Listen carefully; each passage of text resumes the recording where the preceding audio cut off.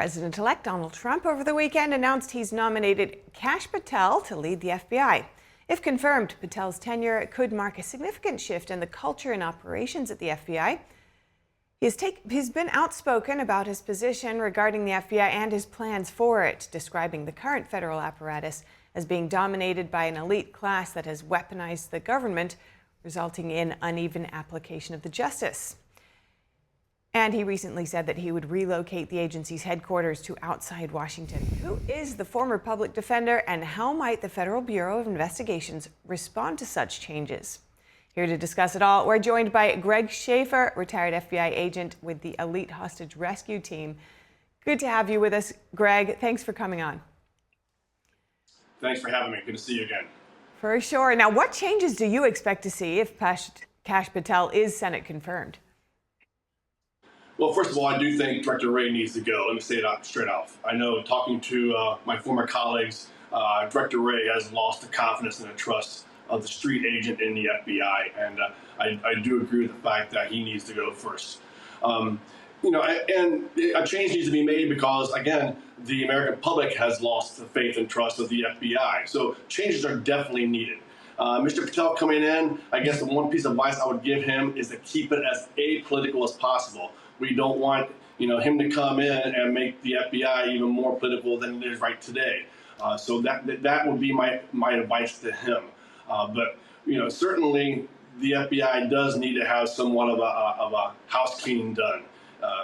Particularly on the Senate floor, where the leaders of the FBI have their offices, that needs to be cleaned out, and we need to get rid of those in the bureau that are political. And how is Kash Patel perceived among FBI agents, and how do you think his agenda will be received? Well, it's kind of a mixed bag.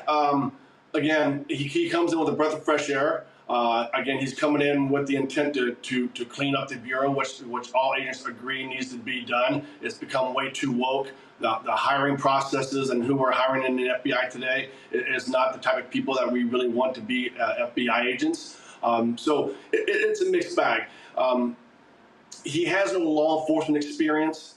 Personally, I would have liked to seen a director nominated that had some FBI experience and more law enforcement experience. Mr. Patel comes in with a good resume, but he is lacking in that law enforcement side of the house. All right. Now, Patel says that he'll spread the agents based in Washington out around the country to catch criminals. What's your understanding of that? Well, I think FBI headquarters there in Washington, D.C. has definitely grown way too large.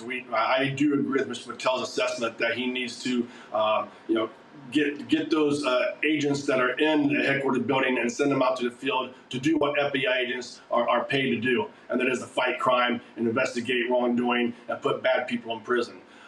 With I think it's close to 8,000 FBI personnel at headquarters, that's way too large. It's gotten way too big of a footprint. I do agree with his assessment that they need to downsize headquarters, and let's get the agents back in the field where they belong. Now, with the current makeup of government leadership as it's shaping up under the next administration, what are the big changes coming to the Justice Department that you can see? Well, hopefully they won't be weaponized the way they have been for the last 4 years. Hopefully they'll get back to doing, again, what they're paid to do and what the American public expect the FBI to do. And that is to investigate federal crimes and to put bad people in prison. So, I think the American public and former FBI agents like myself are looking to, get back to what the basics role is of the FBI. And we need to get away from doing, raids on ex-presidents' homes, and we need to stop looking at, individuals who are right-leaning and recognize them as being a threat to democracy. The whole idea that the greatest threat to America are right-wing extremists, that's just not true. And the stats are out there to support that. We have greater threats from both China and Russia and the Middle East.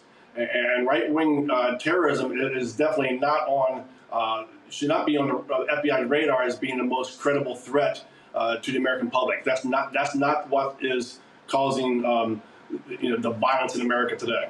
Now, you mentioned there have been mixed reactions to Patel's nomination. What other challenges do you foresee Patel may have in implementing his agenda if he actually gets in?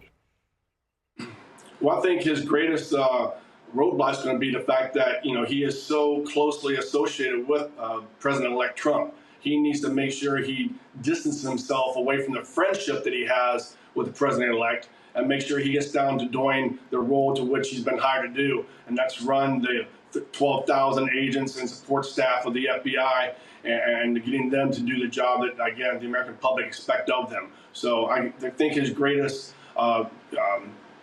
issue is going to be the fact that he is so closely tied to the president personally that he needs to separate that and do the job he's assigned to do.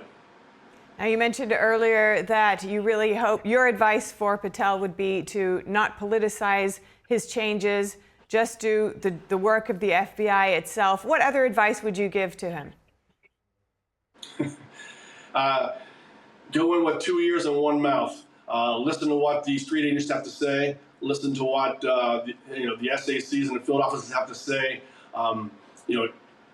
Don't try to micromanage the FBI. Let the agents that have 15, 20 years of experience in the field, let them dictate what investigations should be done and how they should be run, and don't try to micromanage investigations from headquarters, which I think is one of the greatest problems that headquarters has today, is they tend to micromanage cases and are taking the power away and decision-making away from the street agents. Some important insights here. Thank you so much, Greg Schaefer. Great to speak with you. Thank you.